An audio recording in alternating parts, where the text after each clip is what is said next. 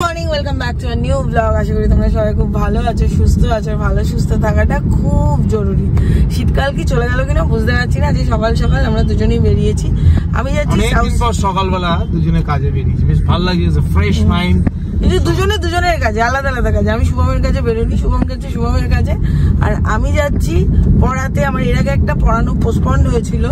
ওই মেয়েটি থাকে বেহালা, ও আসছে সাউথ সিটি, তো ওখানে ক্লাস করাবো। তারপরে আমি আমার মতো বাড়ি। শুভম কখন বাড়ি ফিরবে আমি জানি না। বাবা গান চলছে মস্তি সি ছাইয়ে। তোর জীবনে তো মস্তি নেই, তুই এইসব গান কেন শুনিস? সত্যি কথা, মস্তিষ্ক একেবারে তুই তো সন্ন্যাস জীবনে আছিস এখন। তোর জীবনে প্রাণপ্রস্ত গারস্থ কিছুই নেই। কবে কিনবো ভাবছি। শুধু দেখতে হবে দাদাকে তখন, তাই না? গাড়ি চলতে পারলে বিশাল ব্যাপার। ওইসব ব্যাপার না, ব্যাপারটা হলো মাটিতে পা রেখে সবকিছু করো। আমাদের পা মাটিতেই থাকে, আমরা যত বড়ই ব্লগার হোক না কেন। আমি বড় ছোট এই তো, আমি বড় ছোটতে বিশ্বাসী নই। আমার কাছে সঞ্জিতাদির ফোন আসবে, রিমা একদম ঠিক। শুভম কেন বলে এটা? আমার তো খারাপ লাগে। একটু হাসি মুখটা দেখিয়ে দে তো। কোভিডের আগে থেকে আমি বাসে ওটা মোটামুটি বন্ধই ছিল। বাসে অনেকদিন উঠে মা শোনায়ও সেদিন বলছিল যে বাসে সবাই করছে। আমি বলছি না বাসে উঠবো না, প্রচুর টাইম লাগবে। আজকে সামনে বাসটা পেয়ে গেছি, শুভম আমাকে নামিয়ে দিল রুবির কাছে। আমি বলছিলাম অটোয় সাউথ সিটি অব্দি চলে যাবো। বাসটা পেয়ে গেছি, বাসটাই উঠলাম। ভাবলাম ভালো লাগবে, সত্যি ভালো লাগছে। বেশ অনেকদিন পরে ফাঁকা তো থাকে বাস। মা দেখে একদম খুশি হয়ে যাবে, রিমা তুই বাসে। ভালো লাগছে অনেকদিন পর, সিরিয়াসলি। আমার এটা কেমন এক্সাইটমেন্ট লাগছে। কেন উঠলাম বাসে? আমি বাস থেকে নেমে তোমাদের বলছি, বাসে তো কোনোদিন আমি ব্লগ করিনি। আমার নিজেরই একটা কিরকম লাগছে। সবাই থেকে একটু দেখছে, বাস থেকে নেমে আমি বলছি কারণটা কি। আর তোমরা যে চতুর্দিকে কতটা কিভাবে থাকো সেটাও বলছি। এই হলো south city Christmas decoration. Finally পৌঁছে গেছি। অ্যাকচুয়ালি রুবিতে আমার একজন অনেকবছরের ফ্যামিলি মেম্বারের সাথে দেখা হয়েছে। হঠাৎ করে আমার বলছে তুমি রিমা তো? আমি বললাম হ্যাঁ। বললো কোথায় যাচ্ছ? আমি বললাম সাউথ সিটি। বললো ও তুমি তো পড়াতে যাবে সাউথ সিটি, তুমি তো বলছিলে। আমি বললাম হ্যাঁ। এবার আমি অটোওয়ালাকে জিজ্ঞেস করছি যে কোথায় মানে এ পাবো আমি, অভিষিক্তার অটো।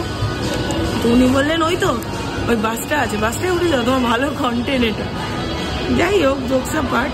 ওনার নাম সুতপা। উনি বললেন ওই টাইমে আমি ক্যামেরাটা অন করতে পারিনি, কারণ আমিও তাড়াহুড়োতে ছিলাম। দিদি আমাকে বলেছিলেন যে আমার নামটা কিন্তু ব্লগে বলে দেয়। আমি তাই সুতপাদিকে বললাম থ্যাংক ইউ আমাকে এত ভালো একটা আইডিয়া দেওয়ার জন্য। কন্টেন্ট বলে না, মাঝে সাঝে তো এরকম বাসেগুলোতে ওঠা উচিত। আমার সিরিয়াসলি খুব এক্সাইটেড লাগছিল। আমি একটু লজ্জা পাচ্ছিলাম ওখানে আর কি ব্লগটা করতে, বাট খুব ভালো লাগছিল। থ্যাংক ইউ দিদি আইডিয়াটা দেওয়ার জন্য। আমার একজন স্টুডেন্ট উপস্থিত, ইনি আমার বাড়িতেও যান, ইনি উপস্থিত, যার জন্য আমরা এসেছি দুজনেই। তিনি এখনো আসছেন, তার এখনো 7-8 মিনিট। কোনা করে জায়গা নিয়ে বসে পড়েছি, বাট জায়গাটা একটু ছোট। বই খাতা নিয়ে ছড়িয়ে বসতে গেলে জায়গাটা একটু বড় লাগে, বাট ঠিক আছে। বাবা আমাকে সৌরশ্রী বলছে এখানে কেউ ডিস্টার্ব করে না। এমনি তো বই খাতা নিয়ে বসলে কেউ ডিস্টার্ব করেও না, লোকে ভাবে কি বিজ্ঞ ব্যাপার। যাই হোক, এটা কোনো রকম এর জন্য না, কারণ মেয়েটি থাকে বেহালা, ওর একটা বাচ্চা আছে ক্লাস 6-এ পড়ে। ও তাকে নিয়ে আমার বাড়ি, মানে ওর বাচ্চাটাকে বাড়িতে দেখার কেউ নেই, তো ও তাকে নিয়ে আমার বাড়ি যেতে হবে, কারণ যেহেতু এখন ক্রিসমাসের ছুটি।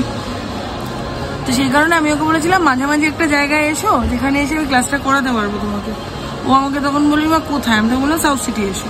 তখন সাউথ সিটি, মানুষের যদি পড়ার ইচ্ছেটা থাকে না, তবে অ্যাটলিস্ট আমাদের মতো টিচাররা সেই পড়াতেটা চায়, এখনো চায়।